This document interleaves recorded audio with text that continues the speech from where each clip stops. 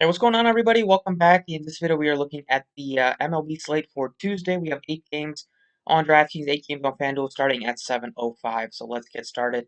As always, before we do that, I really appreciate if you guys hit the like button. It just helps me out a lot. Subscribe if you haven't already. Do a little bit of a recap of yesterday. We hit on all 6 slates that we played: early MLB, main MLB, NBA. All of them hitting at least cash, with 4 of the 6 hitting in at least some sort of tournaments.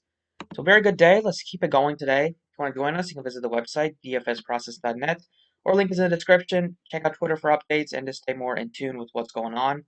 And let's get started. So looking at the uh, at the lines here, we can look at the projected lineups just to kind of give us a little bit of an idea of which direction we want to go. So on the main slate, we have a Coors game here, and we have 2 pitchers that at least Luke Weaver was really bad last year. He had a poor spring. Marquez is good as a good overall pitcher, but he struggled really badly in cores last year.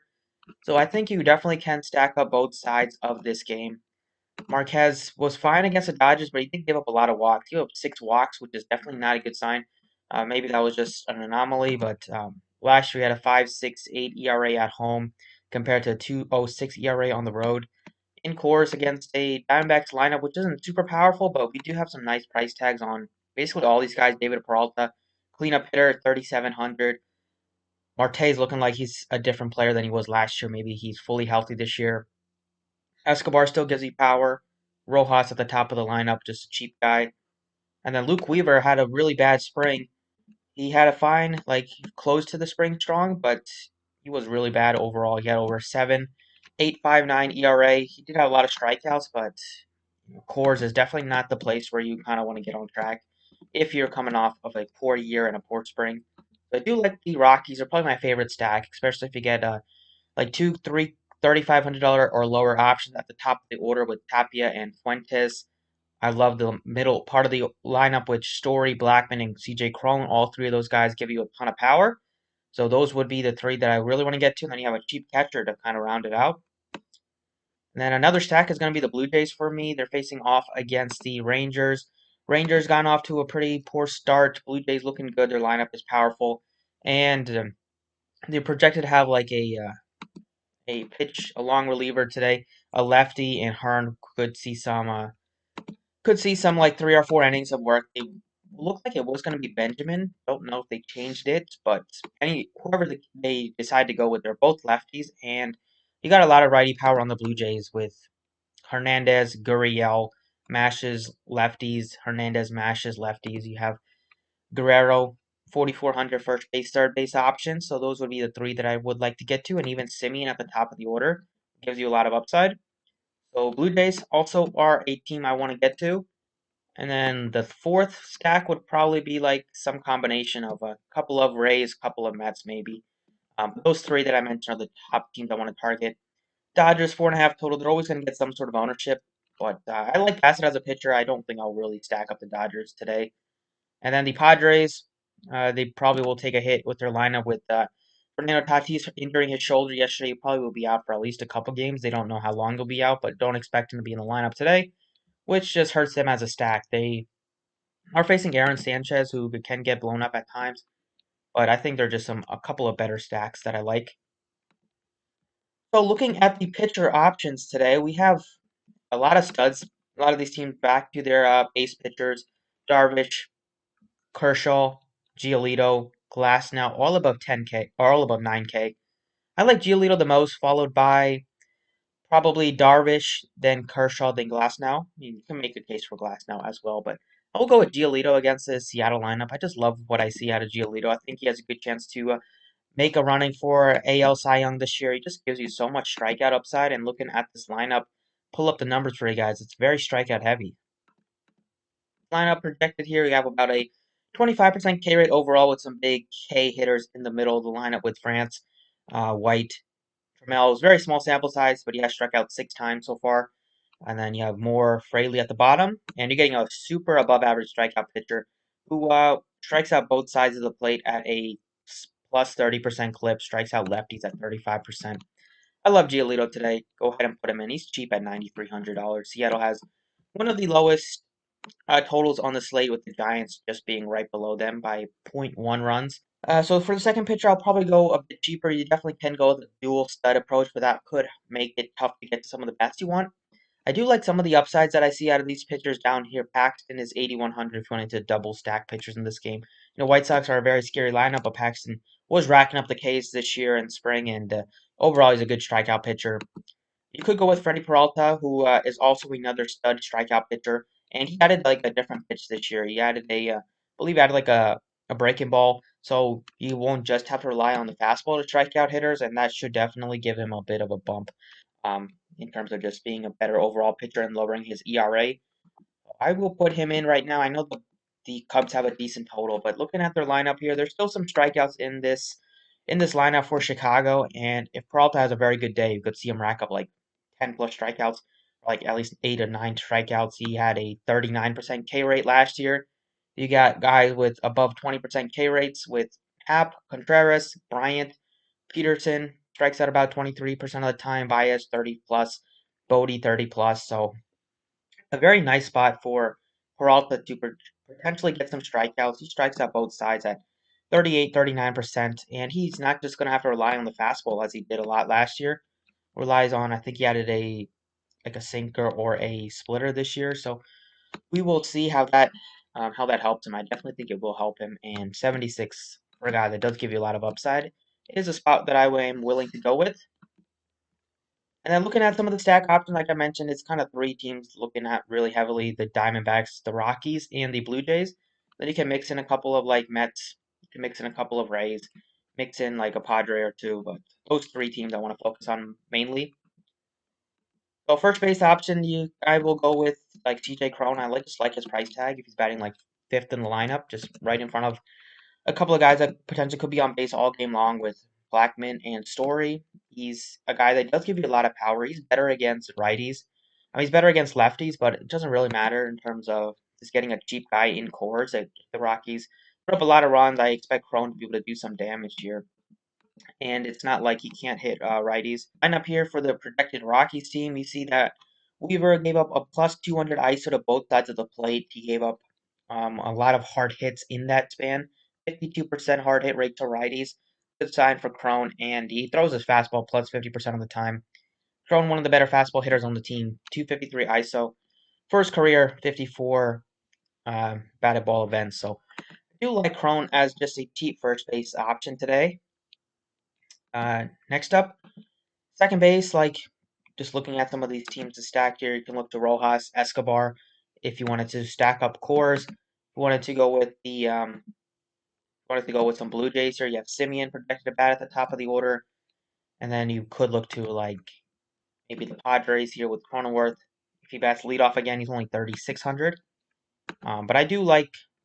I'll probably skip that position just to fill it out. Third base, Machado's up to 56. I think you'll get him at low ownership if you wanted to.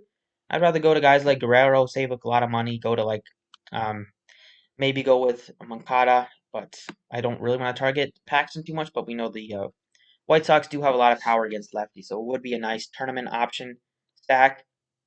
And then you can definitely go cheap here. We have a lot of appealing value plays at third base. Looking at the cores guys, we have McMahon at 3,700, Escobar 3,800, Asdrubal Cabrera at 4,200. So those guys are all appealing. You have Biggio, Guerrero in terms of the Blue Jay stack. Those guys are also appealing. Shortstop, we have Seager against Bassett. He's been unbelievable to start the season. So if I wanted to go with a one-off on the Dodgers side, it would be Seager for me. I'm going to go with Trevor Story. I know he's better against lefties, but I really don't care. I expect the Rockies to be able to put up some runs against Weaver. He just gives up walks, gives up a ton of hard hits, and going up against the Rockies in cores is definitely not a recipe for success. So I expect Rockies to be one of the higher scoring teams of the day, if not the highest scoring team. And I will go with a guy like Story, who is getting him at a bit of a discount in cores. Like he's just about the same price tag as Baez, Bogarts. Those guys have a lot tougher matchups. So I'll definitely side with Story at shortstop. Then in the outfield spot where you can go with a lot of different ways. Just looking at this Coors game, you have Blackman, $5,200. I like Quito Marta, $4,600. Then you have some value here with in the 3K range. You have Peralta, $3,700. He hits righties really well, and Marquez struggles against lefties. We also have Tapia if he's in the lineup, he's just $3,400. Quito Marta has gone off to a pretty good start this season. He already has 2 home runs. He has 9 hits in 18 at bats, so he's batting a crisp 500 to start. Hitting the ball hard against righties so far, and career wise, he just gives you a lot of upside. He's a little bit better against lefties, but it doesn't really matter in cores. I'm not going to overthink it. I'm just going to go ahead and put in some of the best guys. Overall, he's just a 14% K rate, about a 146 ISO, and he has a 30% hard hit rate, 31% fly ball rate. In cores, I expect those numbers to go even higher, and so definitely think he looks like a great option today. Final option is going to be David Peralta, just because he's batting up against a righty in cores, and he's only $3,700 projected to bat like cleanup for the team. Looking at David Peralta's numbers, he hits righties really, really well. His power was down last year, but he's gotten off to a fine start this year. Looking at the numbers for him, so far he's had a couple of hits so far. Doesn't have a home run yet. He has a triple, but last year he batted 312 against righties with 4 home runs. So that was a pretty good sign of some power. He showed about a 153 ISO, struck out about 20% of the time. Back in 2019, he was even better, 286 average, more power for him. And career-wise, that's over 300 average against righties with a plus 200 ISO. So going up a guy in Herman Marquez. Marquez's kryptonite is basically lefties. He can give up some power and some stuff to righties, but if Marquez isn't able to last long, gets to the bullpen, I expect both sides of the plate to do well in this one for the Diamondbacks. So far, he gave up a 429 slugging in just his one start to the Dodgers. Looking back at last year, he gave up a 379 average to lefties, so about 14 points higher in terms of batting average, career wise, 444. Slugging batting average is almost 40 points higher. XFIP is over 4. The strikeouts are down by a lot. The home runs are basically similar to both sides of the plate. So I do like going with both sides of the plate to target against him from the Diamondback side. You're getting Peralta and Marte, both guys with a lot of upside at pretty good price tags. So that's pretty much it. I will definitely focus on the cores in this one. I think cores will have a very, hopefully cores pops off today. So that's it for the DK side. Let's jump over to FanDuel. At FanDuel here, pitchers, it starts with Glass now. He's 10,700. So he's a lot more expensive than guys that are like Giolito, Kershaw, even Paxton. So I'm probably not go all the way up to Glass now on FanDuel. I like Giolito the most just based on his price tag, based on the matchup. And then for value pitchers, you could look to like Peralta is $6,400. He pitched a couple innings on the first, but they said they're going to use him as the fifth starter. So even though he pitched on the first, like a lot of these guys, their return of the rotation again, pitched 2 innings after Brennan Woodruff. So pitched about 53 innings in that one. Now that he's starting in their fifth game, I think he should probably get to at least like 70 pitches, maybe a little bit more if they want to push him a little, but I think there's a chance he gets to at least 70, maybe 80 pitches. In this one, he's only $6,400, and he's a guy that has tremendous strikeout stuff. So if nobody's going to play him at this price tag, I think you could take a shot and then just kind of pay up for your bats and hope that they make up for the difference. 'Cause, in these first couple of starts for a lot of these pitchers, they're probably going to be limited to like 80, 90 pitches. I don't think we'll see a lot of pitchers going over 100, as we will like in a couple weeks, like next month. We'll probably see a lot of that happening. So for now, I'll go ahead and put him in. I just think he has a lot of upside, and if he gets to at least 70, 80 pitches, I think he can definitely hit value. And then looking at some of the stacks, it's going to be the same ones that I want to get to. So looking at like catcher first base options, Crone is 4K. It's pretty expensive. You could go down a little bit to like a Guerrero at 3K. Maybe look to one of the catchers in that Coors game if you wanted to go super cheap here. But I do like Guerrero at just 3,000 if you're not going to be able to get up to CJ Crone. Second base, it's Quito Marta. He's $4,500. He's the highest priced player on the slate in terms of positions. He looks very, very good. 45 is definitely a big price tag, so that's why if you wanted to go to him, probably want to go to a cheaper pitcher. But the other guys look appealing are definitely Marcus Semien, $3,100 batting leadoff. You have Rojas, who bats leadoff at 3K. Biggio at just $2,700, so you don't have to pay up if you don't want to. Third base, it's gonna be like probably go down to like a Machado instead of Cabrera. He's really expensive. You also have Escobar at only 3,200. He's got out to a tough start, but definitely think in cores is a good spot for him to kind of get back on track. It's only been one series. Also, Guerrero looks appealing. And Evan Longoria just continues to rake. Definitely not a good spot, but if you wanted to go with the low-owned guy, you could take a shot with him. Shortstop, it's going to be Trevor Story. He's $4,100. Just think he has the most upside at this position on the slate. You have other appealing options like Simeon, maybe Baez, maybe Anderson if he's back in the lineup, but I will go with Story. I just love the spot for the Rockies today. They are my favorite stack of the board. In the outfield, you can go David Peralta. He's just cheap. He's only $3,400. Gives you upside. It gets you a chance to get on base. And hopefully, you guys are on base in front of him, and he can maybe do some damage here. This hits righties really well. And then it's going to be Blackman. He's only $3,900, so he's way too cheap.